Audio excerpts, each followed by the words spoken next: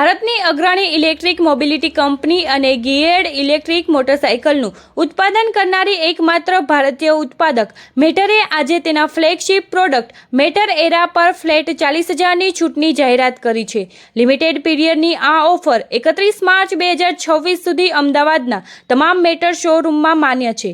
આ જાહેરાત એવા સમયે કરવામાં આવી છે જ્યારે ભારતના ઘણા શહેરોમાં ફ્યુલ માટેની લાઈનો જોવા મળી રહી છે, જેના કારણે સપ્લાયની વિશ્વસનીયતા અને ભાવમાં અસ્થિરતા અંગે ચિંતાઓ ફરી વધી છે.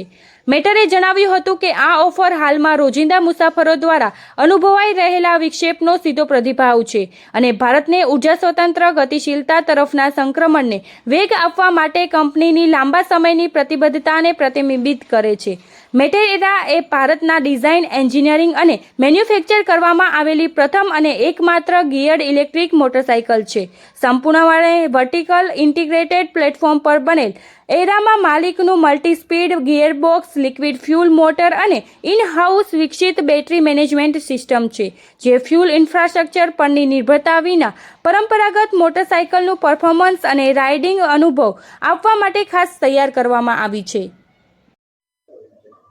મારું નામ મોહન લાલભાઈ છે. હું મેટરનો ફાઉન્ડર છું અને આજે આપણે બધા અહીંયા ભેગા થયા છીએ કારણ કે ગઈકાલે અમદાવાદની અંદર આપણે બધાએ જ જોયું કે અફવાઓના મતે આપણે બધા જ પેટ્રોલ પંપે જઈને ઊભા રહ્યા હતા અને મારા દ્રષ્ટિએ આ અમદાવાદમાં 2026ની સાલમાં થવું ના જોઈએ.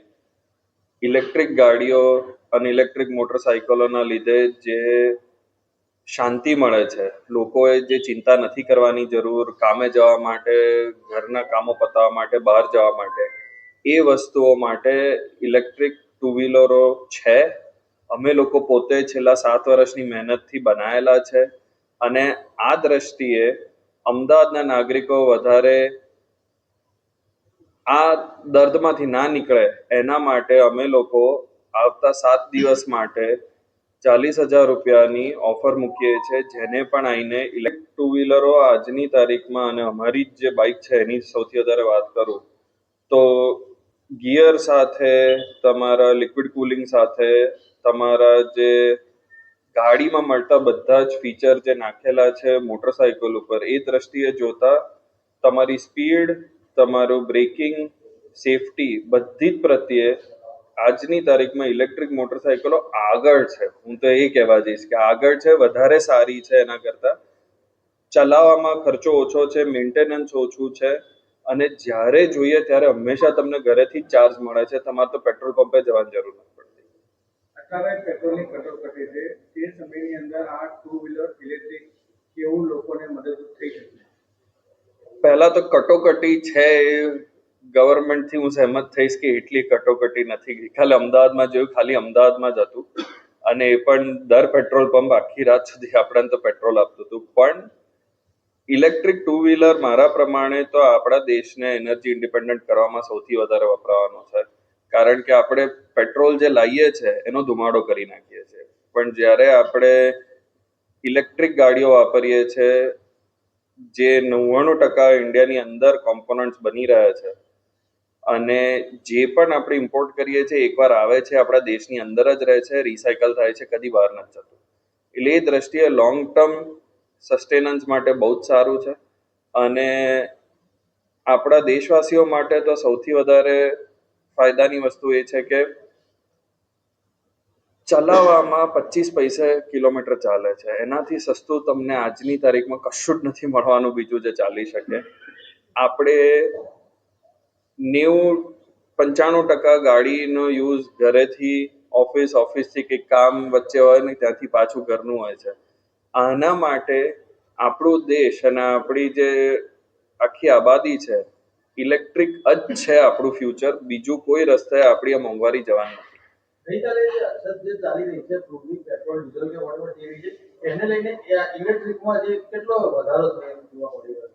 ખાસો વધારો જોવા મળી રહ્યો છે અને ખાલી અમદાવાદમાં નહીં, છેલ્લા મહિનાથી અમે લોકોએ અમારા બધા જ સ્ટોર્સ, 35 સ્ટોર છે અત્યારે દેશમાં, બધી જ જગ્યાએ અમે ફૂટફોલ, ઇન્ક્વાયરીઝ બધું જ વધતું જોયું છે અને અમે હવે ડબલ મહેનત કરી રહ્યા છીએ લોકોને સમજાવવાના પણ વધારે ફાયદા. કારણ કે જે લોકો ગભરાઈને આવે છે એ લોકોએ ગભરાઈને ડિસિઝન ના લેવી જોઈએ, વિચારી કરીને જ ડિસિઝન લેવી જોઈએ. એટલે અમે વધારે મહેનત કરી રહ્યા છીએ બધાને સમજાવવામાં કે ફાયદા શું છે ઇલેક્ટ્રિકના અને કઈ રીતે એ ફૂલ ઉપયોગ કરી શકે છે.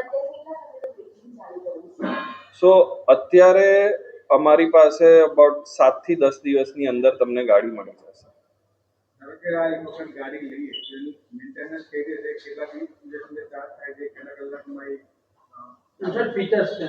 સો મેન્ટેનન્સની અંદર સૌથી પહેલી વસ્તુ કે તમારું મેન્ટેનન્સ વર્ષનું કદાચ 500 રૂપિયાની ઉપર નહીં થાય અને તમારું ચાર્જિંગ ટાઈમ 5 કલાકની અંદર તમારું ફૂલ ચાર્જ 0 to 100% થાય છે. તમને આશરે દર કલાકે 30 કિલોમીટર મળે છે.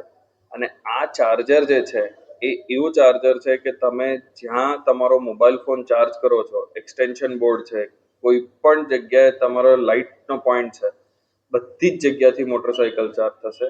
તમે જો ફાસ્ટ ચાર્જર વાપરો છો તો આશરે 90 મિનિટમાં 1.5 કલાકની અંદર તમારી આખી બાઇક ચાર્જ થઈ જાય.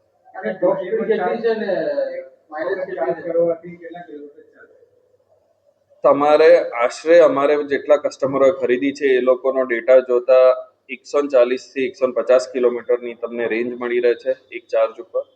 અને આ એકચ્યુઅલ કસ્ટમરનો ડેટા છે જે વપરાઈ રહ્યો છે. અને ટોપ સ્પીડ 105 કિલોમીટરની છે. 4 ગિયર્સ છે બાઇકની અંદર. અને બેટરી કુલિંગ માટે મોટું રેડિએટર ને આખી કુલિંગ લાઇન્સ નાખેલી છે, એટલે બેટરીમાં તમને કદી ચિંતા નથી. અને આ બાઇક ઉપર અમે અત્યારે લાઈફ ટાઈમ બેટરી વોરંટી આપીએ છીએ, એટલે 15 વર્ષની બેટરી વોરંટી આપીએ છીએ. એટલે તમારી જ્યાં સુધી બાઇક ચાલે ત્યાં સુધી તમારે કદી જોવાનું નથી રહેતું બેટરી. સપોઝ બેટરી ચેન્જ કરો તો બેટરીની કોસ્ટ કેટલી હોય? કસ્ટમરને બેટરી ચેન્જ કરવાની જરૂર નથી કારણ કે અમે લાઈફ ટાઈમ વોરંટી આપીએ. અત્યારે ઇલેક્ટ્રિક વ્હીકલમાં એ વધારે ચાલે છે કે ભાઈ વ્હીકલમાં 5 વર્ષે પણ આ બેટરીનો પ્રોબ્લેમ ઇસ્યુ થતો હોય. ના એનો ભ્રમ ઘણો હોય છે. તે ભ્રમ દૂર કરવા માટે શું કહેવાનું? એ જ કહું છું કે અમે જે લાઈફ ટાઈમ બેટરી વોરંટી મૂકી છે, 7 વર્ષનું એન્જિનિયરિંગ કર્યા પછી આપણા દેશની બધી જ પરિસ્થિતિઓ, ગરમી, ઠંડી, પાણી બધું જ જોતા કરતા ટેસ્ટિંગ કર્યા પછી અમે કસ્ટમરોને આપીએ છીએ. કારણ કે એટલો ભરોસો અમને જ છે જે પ્રોડક્ટ આપીએ છીએ એના ઉપર કે તમને કદી પણ બેટરીમાં તકલીફ નહીં પડે. તકલીફ પડશે તો એ અમારી જવાબદારી છે સોલ્વ કરવી.